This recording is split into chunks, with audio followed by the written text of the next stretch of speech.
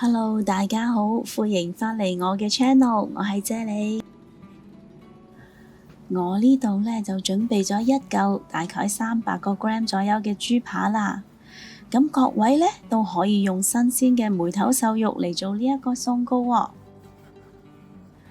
你哋今日好嗎？留言話我知，你今晚想食咩餸呢？祝你有開心愉快嘅一日。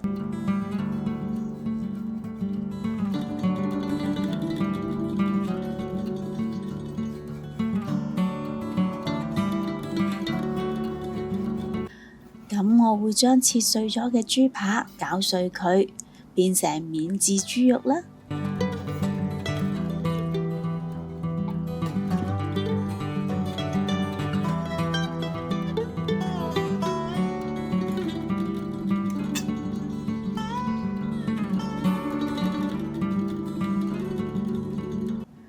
調味方面呢都好簡單嘅，我會用1個茶匙嘅粟粉、1/2茶匙嘅糖、1/4茶匙嘅鹽同埋30ml嘅清水嚟幫豬肉調味嘅。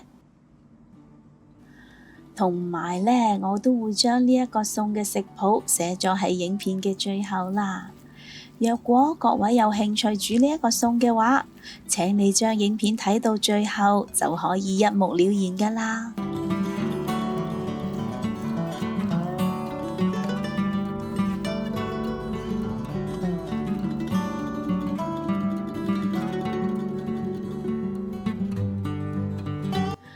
用個中大火燒熱咗大概1個湯匙左右嘅油之後，將肉碎擺落嚟。我會用一個半煎半炒嘅方法，將豬肉炒到去金黃色嘅，需時呢大概5-6分鐘左右啦。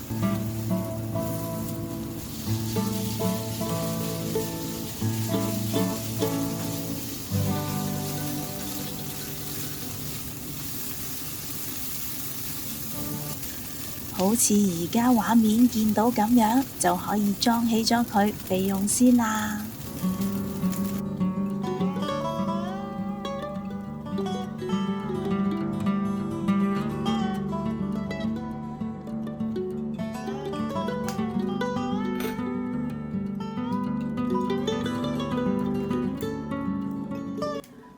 另外呢，我呢度仲準備咗4粒嘅雞蛋啊。咁雞蛋呢，我都會做返個調味噶喎。咁我會用1/2茶匙嘅鹽啦，1/2茶匙嘅糖嚟幫雞蛋做調味嘅。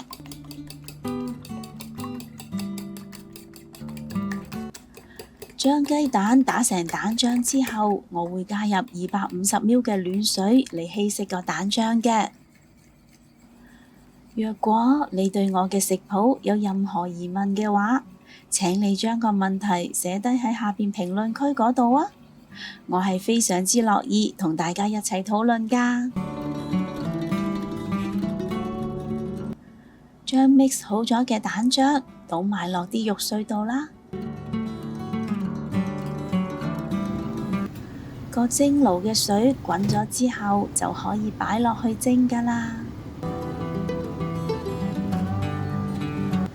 我呢仲會喺上面冚多個碟嘅，因為呢我覺得咁樣蒸出嚟嘅水蛋先至唔會變蜂巢噶喎。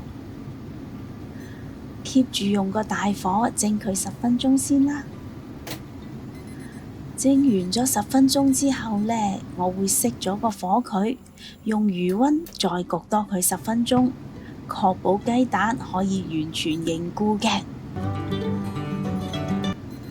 10分鐘已經過咗去啦，睇下先。